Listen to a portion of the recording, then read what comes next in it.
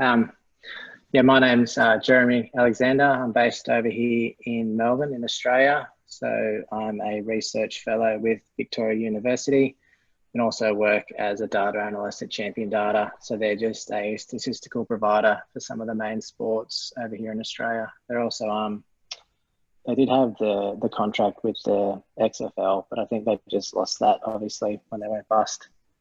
Yeah, so my research centers around using player tracking data and match event data, so your play-by-play, and looking to combine these to understand how teams position themselves across the field of play, so understand their tactical behaviour or game style, and how this actually influences matches. Just a brief introduction to the advent of player tracking technologies has stimulated a more detailed approach to the match analysis of invasion sports. So this information has been used to understand how teams or how players are positioned throughout a game. It's been used to describe tactical behaviour when this forms repetitive patterns of movement. So how research has predominantly done this today has been through a few main approaches. An early one has been through splitting the ground up into predetermined regions, highlighted on this figure here. So basically splitting the ground up and just doing a count of the number of players in each one of these regions, and then trying to determine if a team generates an outnumber or not. More recently, research has taken a more continuous approach. So rather than solely attributing large regions to teams or players, they look to take a more probabilistic determinant. So if we look at this figure here, if we look at the red coordinates, they're attacking from the left to the right. So these values here indicate a spatial ownership, which is continuous. So you basically just have an arbitrary value between 0 and 1, and values closer to 1 indicate your team has control, and values closer to 0 indicate the opposition has spatial control. So we utilize both approaches with our stuff. I'll go through, we've just submitted a paper using the numerical advantage, but I'll touch on this approach at the end of the presentation. So no one said he has played Aussie rules before, but if you've never played, I'll just play this quick video that gives an overview of the game.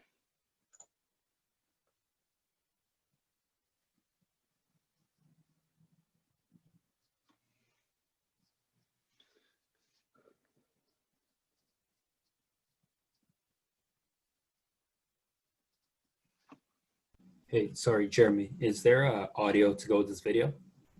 Is that coming through? At least I'm not hearing audio. I don't hear it either. Coming through on mine, not coming through on yours? No. Yeah, it might be if you have AirPods in that it's not going through like to the mic, but just pause that. I Can you don't hear hear that it. at all? No. Okay. I might just have to send that through separately. I'm not sure why it's not coming up your end. Or you could caption it for us. So if I could, I might just post it in the chat. I think it's probably a little too hard to go through. Essentially, two teams of 22 players, so 18 on the field at any one time. This is just a ground. So we have the 250-meter arcs at each end and the center of the ground. It's obviously a bit bigger than the other teams, other sports. They're the line markings. So this is at the start of the game. The ball's balled up in the middle of the ground, and only 4 players are allowed within that large square from each team. A goal is when you kick it through the two large goalposts there, and that's worth 6 points. And if you kick it through the 2 smaller points or it gets touched, it's worth 1 point. And then obviously, yeah, most points at the end of the game wins. I might post that separately. I'm not sure why the audio didn't go through. So I'll just go into our first approach, which is the numerical advantage. So teams or players may regulate their positioning to increase offensive effectiveness or instill disorder in the opposition defense. this can be achieved by generating a numerical advantage over specific regions of the ground. So research to date has only taken an average of the numerical advantage and associated that with the outcome. So they haven't really looked to understand how teams actually change up their positioning throughout a game based on certain tactical strategies or basically what's happened throughout a match. And they also haven't included contextual variables to understand how it could influence the positioning, such as who's got possession of the ball or where the ball is located.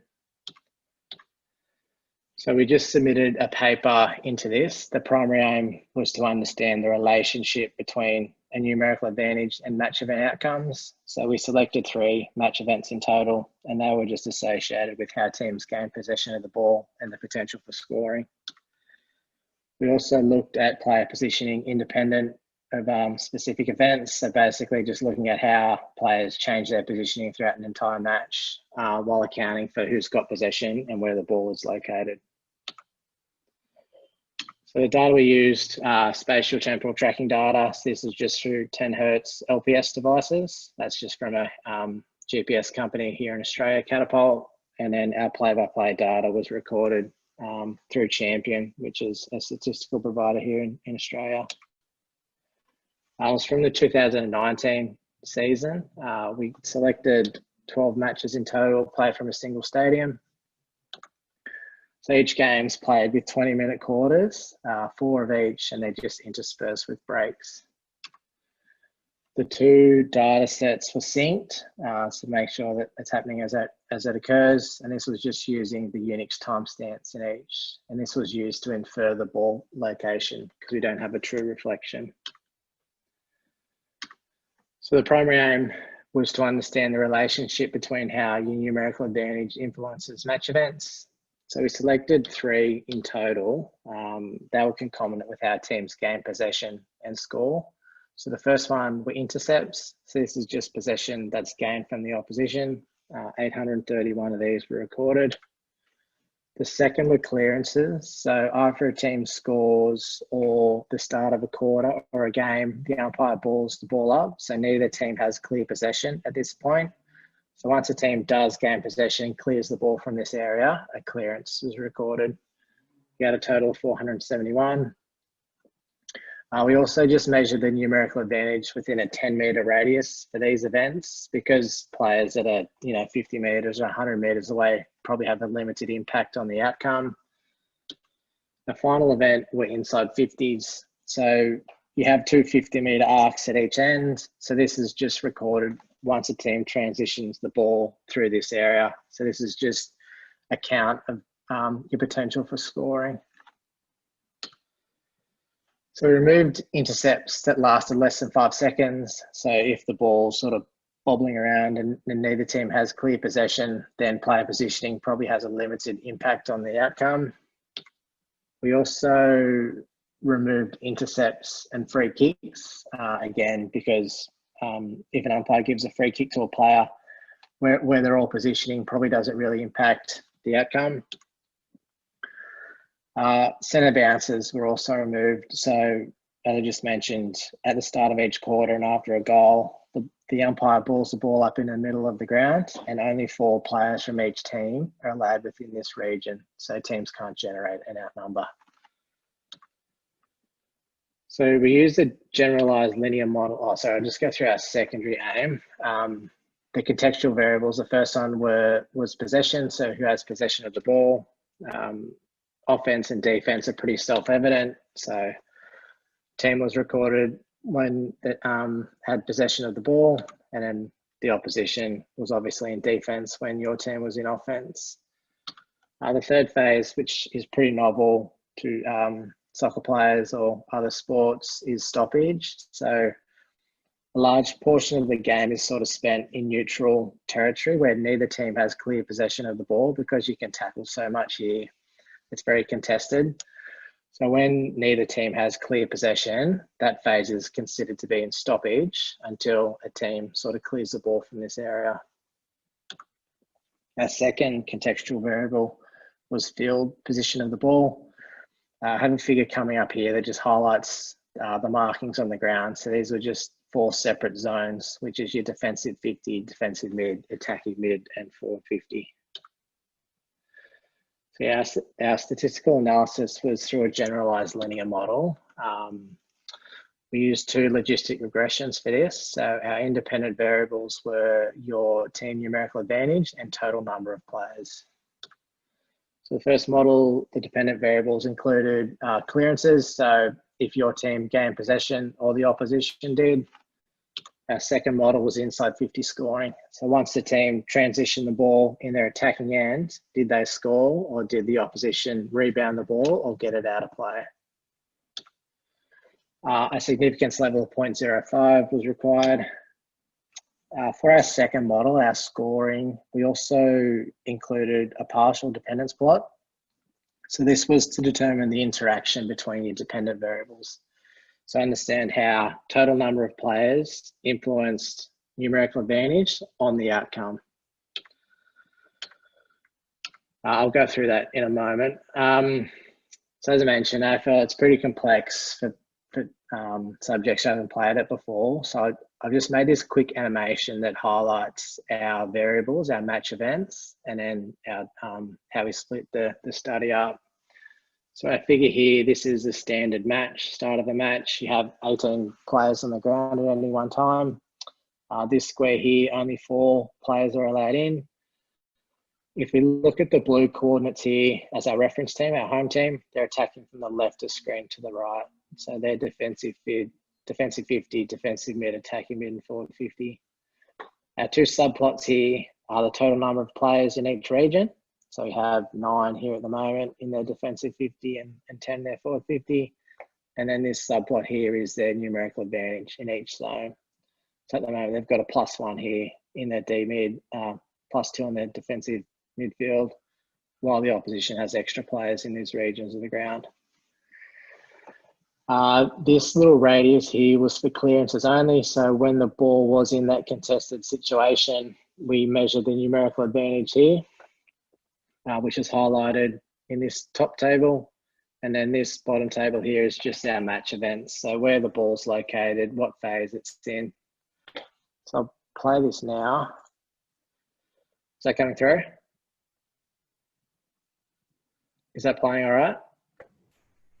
It's the video's playing. I don't know if there's audio to go with it. No, Okay, no audio of this. Yeah, so yeah, it goes into their D50. You can see the total number of players increases here. The home team sort of gain possession and rebound it out, and then the away team gain possession again or intercept it, and the ball comes into their forward pocket. So you can sort of see how the total number of players and your outnumber changes throughout a game. So these are the results from our secondary aim, which was taking an independent look or taking a total look of player positioning throughout an entire match. So these are the total number of players split up into your phases of play and ball location. So your left-hand column is defense, offense, and stoppage. And then each row is where the ball was located. So your forward 50 through to your defensive 50. So essentially with these distributions, you can see there was a large variation sort of ranging from 0 players all the way to 36, which is your maximum. But the median number of players, which is highlighted here by this black dotted line, was sort of around 16 to 17. Where it did increase was during the stoppage phase in your forward 50 and D50. So whenever the team has the potential to score, the opposition sort of looks to get numbers back, and that goes all the way up to 24 players. So this could indicate that, you know, when teams are looking to score, you can really constrain the opposition if you sort of flood this area with players. These are the results of the distributions for the numerical advantage, split up into your variables. So if you look at the top row here, which is when the ball's in your forward 50, you can see the opposition had extra players here. So your numerical advantage ranging from -10 to +10, it was sort of all around -1, -2. But when the ball was in your defensive 50, which is the bottom row, you had extra players in this region of the ground. These are the results from our primary aim, which was to understand the relationship between numerical advantage and actually match events. Our first one were intercepts. So this is just turnovers, gaining possession from the opposition. So these are the total count. I think we had 830 altogether.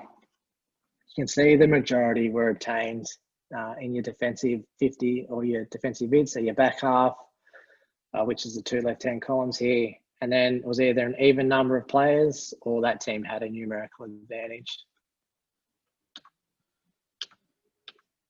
These are the results from our clearances. So this is possession gained from contested situations. So we have a stacked bar chart highlighting our two outcomes, which was if your team gained possession or the opposition did, and it was sort of split up into each field location.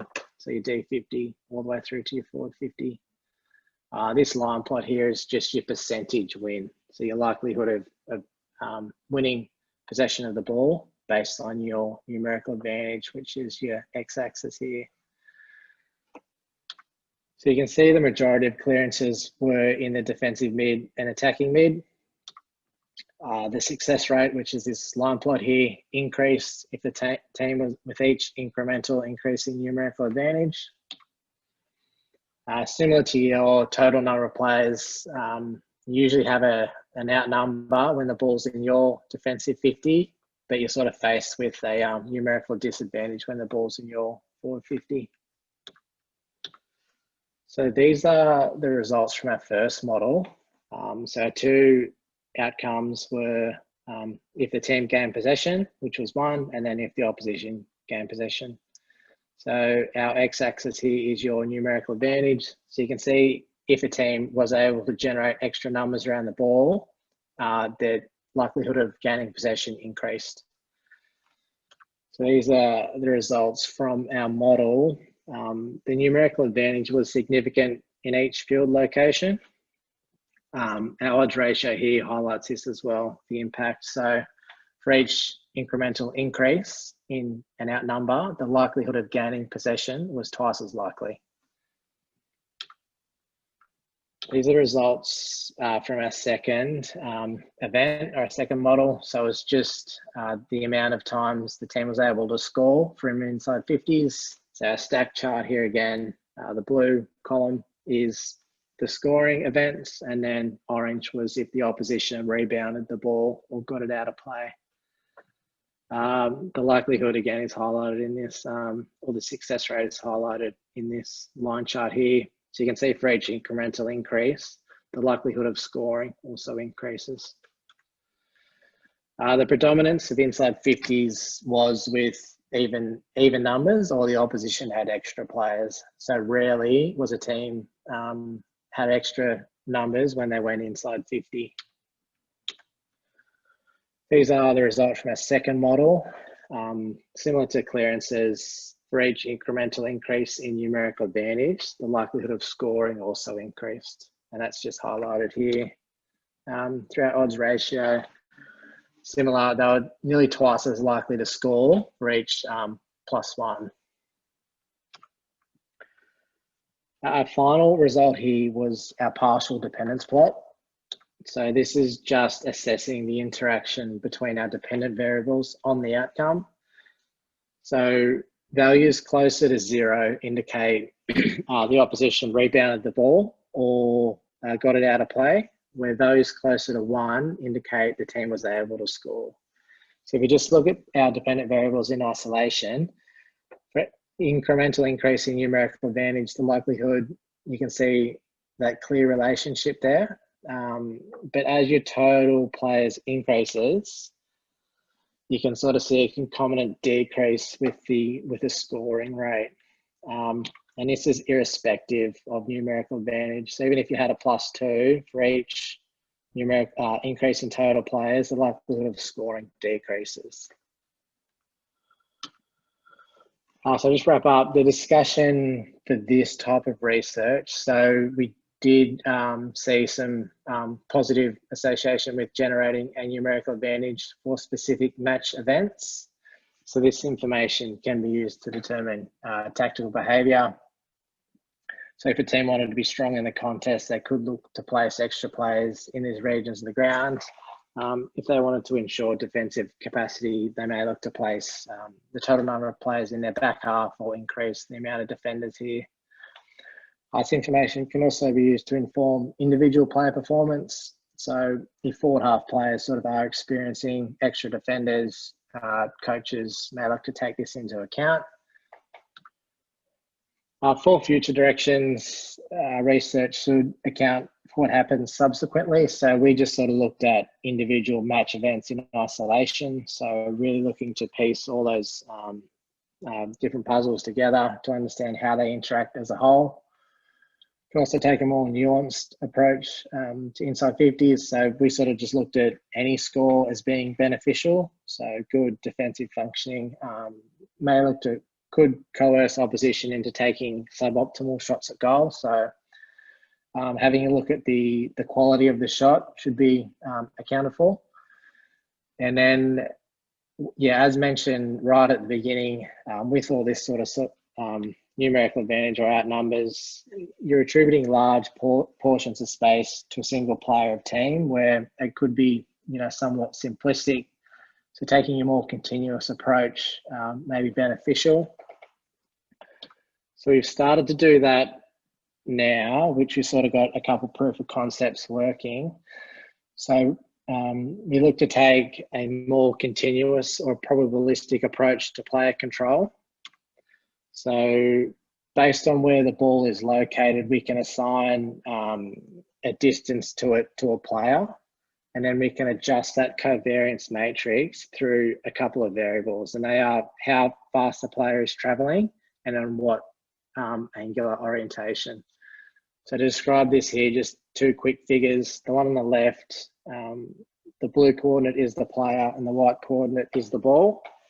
So you can see he has possession of the ball and he's stationary. So values closer to 1 indicate he has a higher degree of control over this area, and values closer to 0 indicate he has limited or no control. The figure on the right is if he's traveling at 12.5 meters a second, and he's running on a 45-degree angle. So you can shape his degree of control, his spatial control, on these two variables. So we've just mapped this through just a match simulation, just a training for a game. This is just if your home coordinates are red and your away is blue. And then we have our spatial control value. So between -1 and 1, based on the location of the ball. So this is highlighted here in our bottom subplot. So you can see where the ball is located, which team has spatial control over that region.